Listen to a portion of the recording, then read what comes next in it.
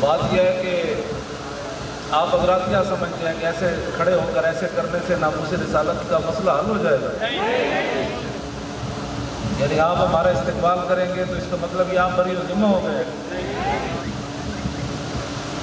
تو اپنے اندر کوئی احساس پیدا کریں۔ اب کفر کے حد تک آ گیا ہے کہ حضور کے خاکے بنانا چاہتا ہے، اور یہ یہود و نصارہ کے ایجنٹ جو ہے، ہم نے ان کو 14 نہیں بلکہ 6 اگست سے کہہ رہے ہیں کہ بھائی اپنا سفیر واپس بلاؤ، ان کا سفیر نکالو۔ ابھی بھی کل سے یہ بائیں بائیں کر رہے ہیں، نہیں جی ایسے نہیں ہے، ایسے نہیں ہے۔ اب بتاؤ، حضور کے نام کا یہ کھاتا ہے، یہ ملک حضور کے نام پر بنا ہے، اور حضور کے نام پر یہ ایک سفیر بھی نہیں نکال سکتے، تو آپ کس منہ سے قیامت والے دن حضور کے سامنے پیش ہوں گے؟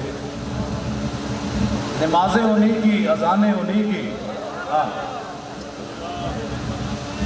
اپنے آپ کو بدلو۔ یہ نہیں کہ آپ نے صحابہ میں ہمارا استقبال کر لیا تو آپ پر یہ ذمہ ہو گئے۔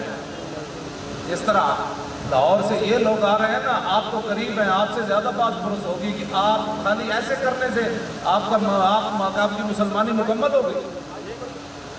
آپ کو پتہ ہی نہیں ہے کفر کس طرف چلا گیا ہے، اور یہ کفر کے جو یار ہیں یہ کس طرف جا رہے ہیں۔ ہمیں دھمکیاں دے رہے ہیں، پہلے جیلوں میں انہوں نے پل بند کیا ہے ہمیں روکنے کے لیے۔ آپ تماشبین ہیں، صرف لوگ ادھر جمع ہو جاتے ہیں، جی بات جی ہم نے تو ان کا استقبال کیا تھا۔ جس طرح میرے اوپر فرض ہے نا حضور کی عزت پر پہرا دینا، جس نے کلمہ پڑھا ہے اسی طرح اس پر بھی فرض ہے۔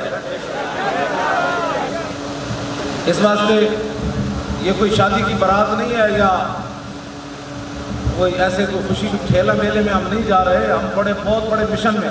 اور یہ بھی یاد ہے چونکہ پیروں نے یہ دین بتایا بھی نہیں۔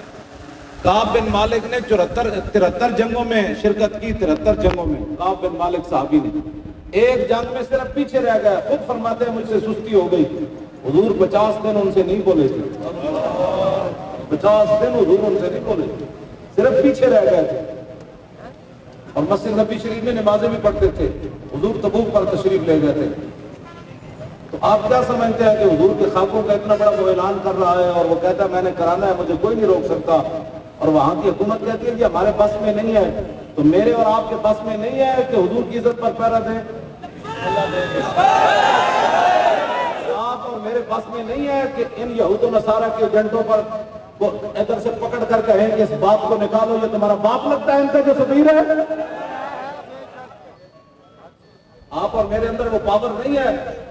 اور یہ کہتے ہیں ہم نے کفر UN کے اندر جا کر حضور کی عزت کا پہرا دلوانا ہے۔ پاگلو، جو حضور کے دشمن ہیں وہ حضور کی عزت کا پہرا دیں گے، جنہوں نے کلمہ پڑھا ان کی ڈیوٹی ہے حضور کی عزت پر پہرا دیں۔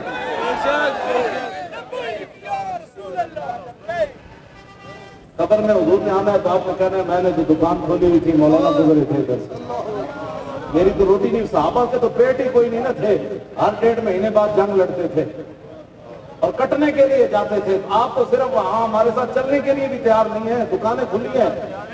یہی کفر جو ہے یہ تصویریں دیتا ہے۔ جب چند مولوی جا رہے تھے، حضور سے اگر محبت ہوتی تو وہ ساتھ چلتے نا مولویوں سے۔ یہ سمجھتے ہیں مولویوں نے کوئی زیادہ کلمہ پڑا ہوا ہے۔ قبر میں یہ کہنا جب فرشتے پوچھیں گے یہ کون ہے، تو ان کے لیے تو میں تو دکان بھی نہیں بند کر سکا تھا، میں تو ٹرانسپورٹیں چلا رہا تھا اور حضور کے خاکے بن گئے، اور حضور کے گھر کے خاکے وہ بنانا لگے اور دنیا میں مقابلہ کرانے لگے۔ آپ اس کا تصور کر کے بندہ پھٹ جاتا ہے۔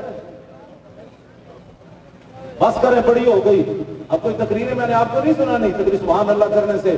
تو اگر آپ حضور کی عزت پر پہرا دینا چاہتے ہیں تو ابھی گاڑی پکڑے ہمارے ساتھ چلیں، دکانیں بند کریں، ٹرانسپورٹیں بند کریں، گھر والوں کو کہیں کہ بس جی میں اب حضور کی عزت پر شہید ہونے کے لیے جا رہا ہوں۔ پھر تو ہی بات ماشاءاللہ جی آپ جا رہے ہیں، آپ جائیں، یہ تو آپ کی ڈیوٹی ہے نا، ہم تو بیٹھے ہیں کھانے قوم موسیٰ کی طرح، تو جاتے تیرا رب جاوے، ایسی طرح کھان پین واسطے بیٹھے۔ یہ بات بس بڑی ہو گئی بات۔ اب تو اس نے عالمی مقابلے کرا رہا ہے وہ حضور کے خاکوں کے، جن کے پیشاب کی مثل نہیں ہے وہ ان کی تصویریں بنانا چاہتا ہے۔ ایک آدمی میرا بیٹا مجھ سے اتنی محبت کرتا ہے، لاہور چوک میں میری تصویریں بنائی جا رہی تھی، میرا ناک پیچھے لگایا جا رہا تھا، میری ٹانگیں ٹیڑھی میڑھی بنائی جا، میرا بیٹا دوڑا ہوا آیا، میرے پاؤں چھونے لگا، کہنے لگا ابا جی میں محبت بڑی کرتا ہوں لیکن آپ کے دشمنوں کا مقابلہ نہیں کر سکتا، بتاؤ میں اس بیٹے کو کیسے قبول کروں گا؟ میں تو اس کو تھپڑ لگا گھر سے نکل کر پاؤں چومنے کے بجائے میرے دشمنوں کا تو نے مقابلہ کیوں نہیں کیا؟ یہ تو ایسی میں نے بات کی ہے. ہاں ساری دنیا کی عزتیں اس خاک پر قربان جہاں حضور نے ایک بار پیشاب مبارک فرمایا. اپنے آپ کو بدلو. اگر صرف کلمہ پڑھنے سے جان چھوٹ جاتی نا تو صحابہ کے ٹکڑے نہ ہوتے, امیر حمزہ کی جگر کلیجے نہ نکالے جاتے, اور حضور کے نواسے کی گردن کاٹ کے لوگ نیزوں پر بلند نہ کرتے. اس واسطے بس اتنی بات ہے, اب آپ کی مرضی ہے, ہمارا اتنا ہی کام ہے. ہم نے چراغ سر راہ جلا کے رکھ دیا, اب بھی کوئی بھٹکتا ہے تو 1000 بار بھٹکے.